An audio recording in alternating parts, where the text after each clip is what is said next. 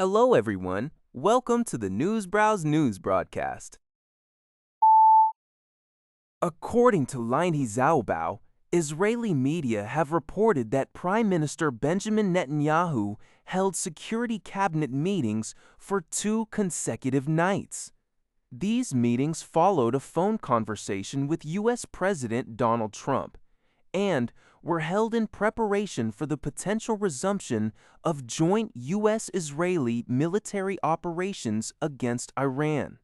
Reports from I-24 News and the Times of Israel on Monday, May 18th, indicated that Netanyahu convened senior officials and aides for security consultations to assess the current situation and available options. An Israeli official described the situation as highly tense, suggesting that military action could resume before the week's end.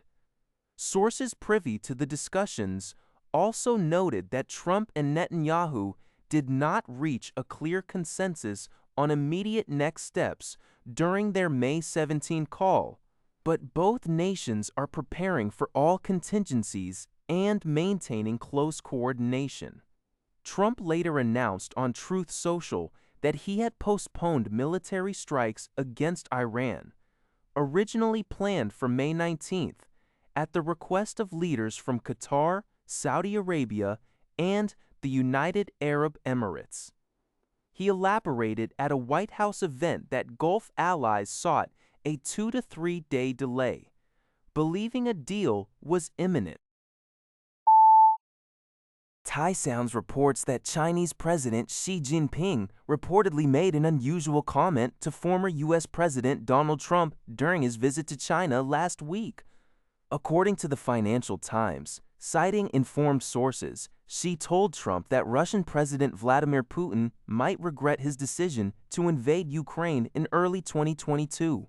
This marks a deeper engagement from Xi on the Ukraine issue, as he had not made similar direct remarks about Putin or the war during previous discussions with President Biden. The report also suggests that Trump proposed a joint U.S.-China-Russia effort against the International Criminal Court, ICC, believing the 3 nations share common interests in this regard. Both the White House and the Chinese embassy declined to comment on the Financial Times report. Trump's 3-day state visit to China was immediately followed by Russian President Putin's visit to Beijing on May 19 to 20. According to the Liberty Times, Russian President Vladimir Putin delivered a video address today, May 19th, ahead of his visit to China, stating that Russia and China are prepared to offer mutual support on a wide range of issues, including national unity and the protection of sovereignty. Putin emphasized that the relationship between Moscow and Beijing has reached an unprecedented level of mutual understanding and trust. He is scheduled to hold talks with Chinese President Xi Jinping on May 20. Putin affirmed that Russia and China are willing to cooperate on principles of mutual benefit and equality, and to support each other on core interests, such as sovereignty and national unity. He further highlighted the active expansion of economic, political, and defense ties between the 2 nations, adding that their close and strategic links contribute to global stability. Putin concluded by saying, "We are not enemies with anyone, but are committed to peace and universal prosperity." KM President Miguel Diaz-Canel on Monday strongly condemned the U.S. oil blockade against Cuba, labeling U.S. executive orders that pursue and threaten third-party countries wishing to sell fuel to Cuba as immoral, illegal, and lawless. His remarks, reported by Linhai Zhaobao, come after a U.S. news website, Axios, reported that Havana had acquired over 300 military drones from Russia and Iran, potentially for targeting the U.S.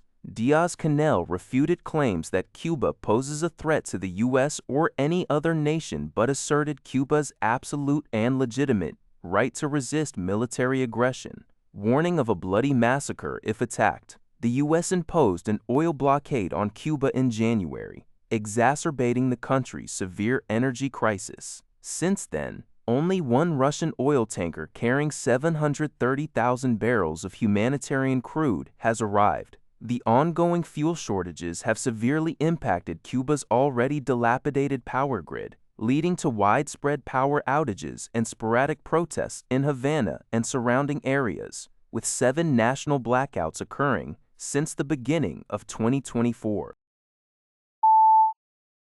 Hyundai Motor Group has unveiled an ambitious plan to deploy 25,000 Atlas humanoid robots developed by its subsidiary Boston Dynamics across its manufacturing facilities.